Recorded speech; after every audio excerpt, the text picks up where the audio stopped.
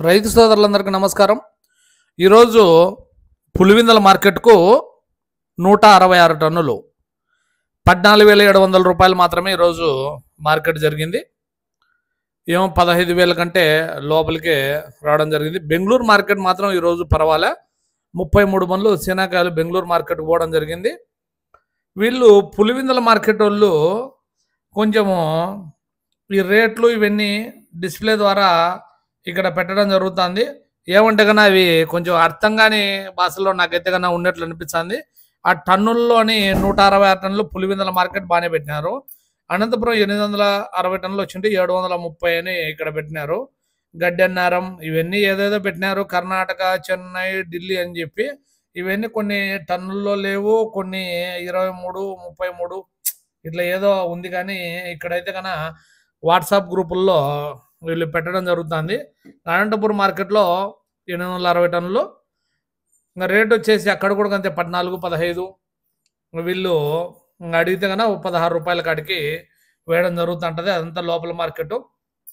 ఇంకా బెంగళూరులో మాత్రము ఈరోజు కొంచెం స్పీడ్గా కాయలు అయిపోయినాయని మొత్తం అందరూ పర్వాలేదు ఈరోజు అని చెప్పడం జరిగింది.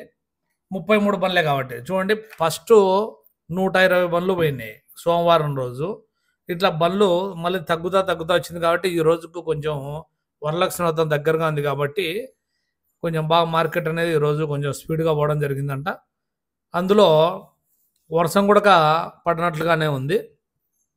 నెక్స్ట్ హైదరాబాద్ మార్కెట్ ఇవన్నీ మొత్తం 25 నుంచి 35 వరకు జరుగుతున్నాయి.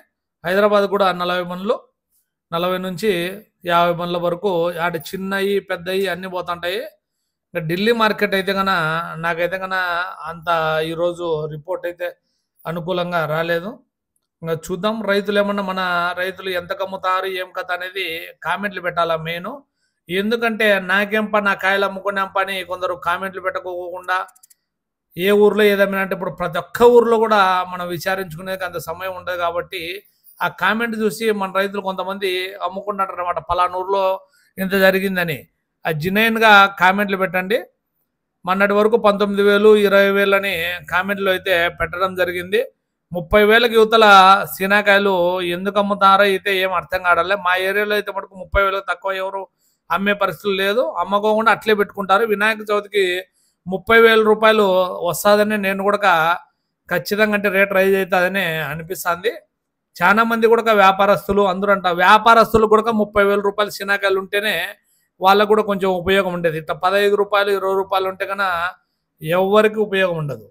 రైతులు నష్టపోతారు, ఇట్లా వ్యాపారస్తులకు బాడిగలు ఇవన్నీ అంతా నెత్తికి వచ్చి ఎక్కడికంటే అడికి కొనడం జరుగుతుంది. ఇది మటుకు చాలా బాధాకరం. ఇట్లా 15,000, 20,000 రూపాయలు ఉంటే మటుకు చాలా ఘోరమైన పరిస్థితి.